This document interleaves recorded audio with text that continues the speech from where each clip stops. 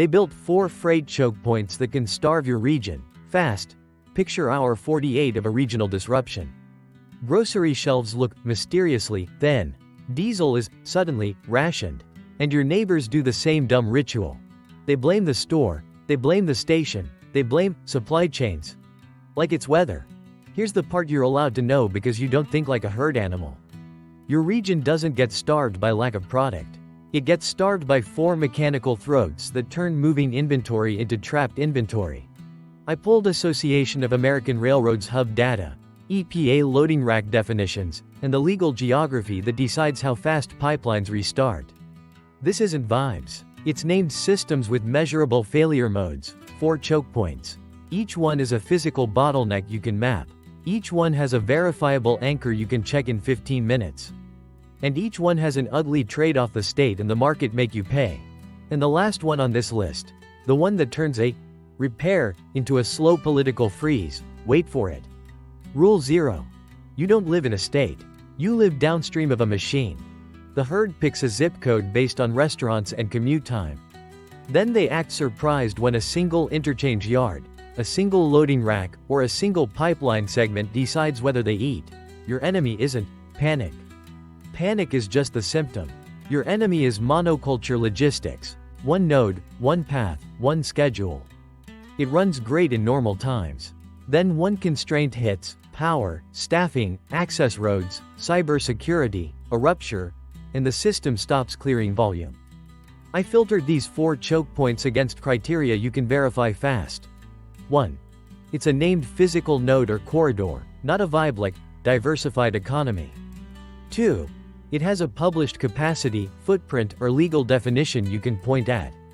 3. When it saturates, downstream customers see no supply, even when supply exists upstream. 4.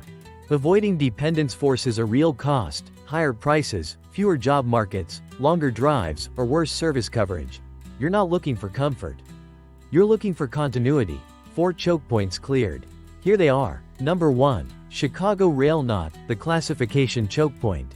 It's not a city. It's a national valve you didn't vote for. Picture your local grocery distributor waiting on railcars that exist somewhere, but never arrive. Not because the product vanished. Because it got trapped in a yard that hit its dwell limit. Chicago isn't just busy. It's a national valve. The Association of American Railroads says Chicago is the nation's busiest rail hub, and about 1 in 4 rail carloads and intermodal units originate, terminate, or pass through the Chicago area. Do the math. That's not regional. That's systemic. Classification yards and intermodal ramps are buffers with finite dwell capacity.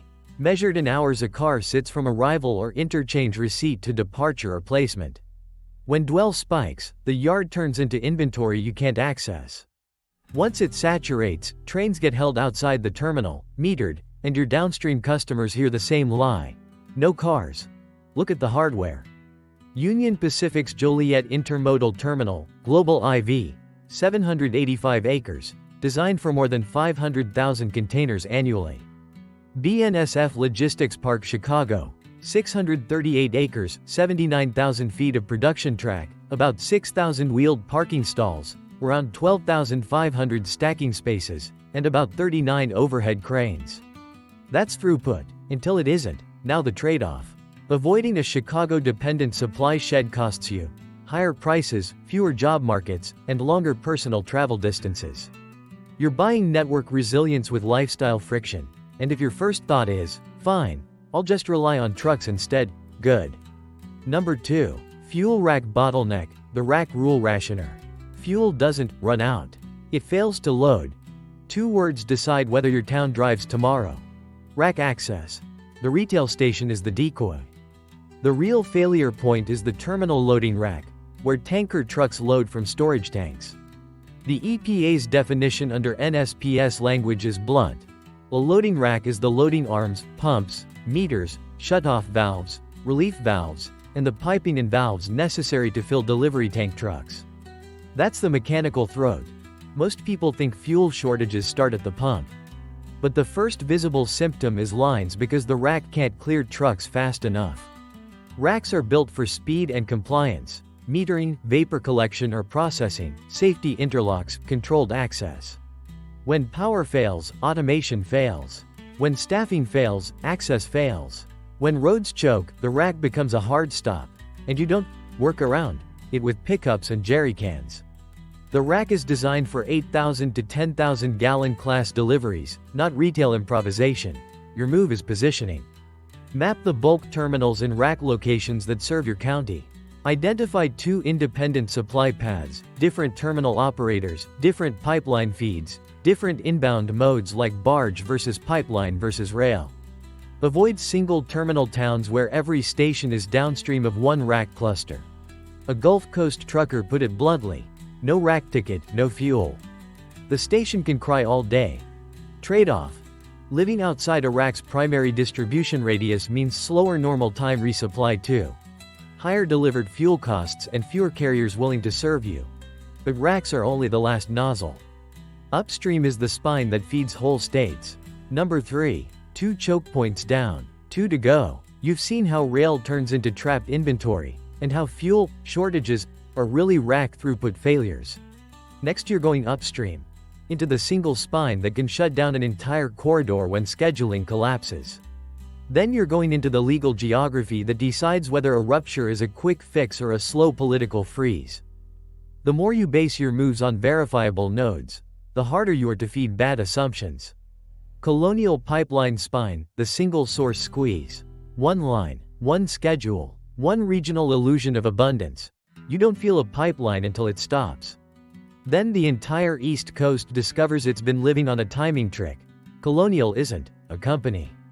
It's a spine. Colonial Pipeline System is about 5,500 miles and moves gasoline, diesel, jet fuel, and heating oil from the Gulf Coast to the New York Harbor area. That's not convenience. That's dependency. Here's the mechanical choke. Batching plus scheduling. Different products move in sequence. Terminals and racks downstream live on delivery windows. When that schedule breaks, cyber disruption, power loss at key pump stations, a rupture upstream, the pipe doesn't just slow. It desynchronizes. And desynchronization looks like no fuel, even while product exists somewhere else in the line. The herd hears supply chain issue. You read the real message: allocated nominations, reduced line space, and terminals that can't get their next batch on time. Trade-off: escaping colonial dependence costs you geography. You pay in distance to alternative modes, barge-fed ports, rail-fed terminals, or refineries. Move away from the spine and your normal time fuel price rises because trucking miles replace pipeline miles. That's the bill. Now for the part nobody maps: when a pipeline problem is allowed to be fixed. Number 4. Pipeline high consequence corridors, the slow fix zone. The rupture isn't the crisis. The corridor designation is. Remember the last one, the one that turns a repair into a slow political freeze. This is it, not the steel. The map the steel sits under. PHMSA calls them high consequence areas. HCAs are where a release can hit people or sensitive resources, and the designation drives integrity management requirements under 49 CFR Part 195 for hazardous liquid pipelines. Translation: once a segment sits in an HCA corridor, operators live inside a stricter inspection, documentation, and remediation regime. After an incident, restart stops being a wrench and weld problem and becomes a permission problem. That's why 2 ruptures of the same physical size can have opposite timelines. One is rural dirt and a private right-of-way. The other crosses an HCA, drinking water intake, high population zone, wetland. Cleanup standards, hydrotest expectations, excavation constraints, and access controls stack up fast. The pipe becomes a courtroom exhibit. Trade-off: you can't just move away from this without paying. HCA density tracks population. If you choose low HCA geography, you buy longer drives, thinner job markets, and fewer redundant fuel terminals because infrastructure follows people. A mid-Atlantic pipeline welder said it clean. Out here the repair's fast. The paperwork's what kills you. That's 4. Now run the pattern. These 4 choke points share one ugly truth. Starvation is engineered by throughput constraints, not by empty refineries or empty farms. A classification yard saturates. A rack can't clear trucks. A pipeline schedule desynchronizes. An HCA designation turns a fix into a governed process. The herd shops harder. You position upstream of single points of failure. Dark truth. None of this is temporary once politics touches it. The moment a failure becomes a permitting and compliance event, time stops meaning hours and starts meaning hearings. Do your reconnaissance today. Pull up satellite view and mark your nearest intermodal ramps and classification yards. Find the bulk terminals and loading racks feeding your county. Trace whether your fuel is pipeline-fed, barge-fed, rail-fed, or trucked from another state. Then overlay population density, your proxy for HCA friction. Geography doesn't take bribes either.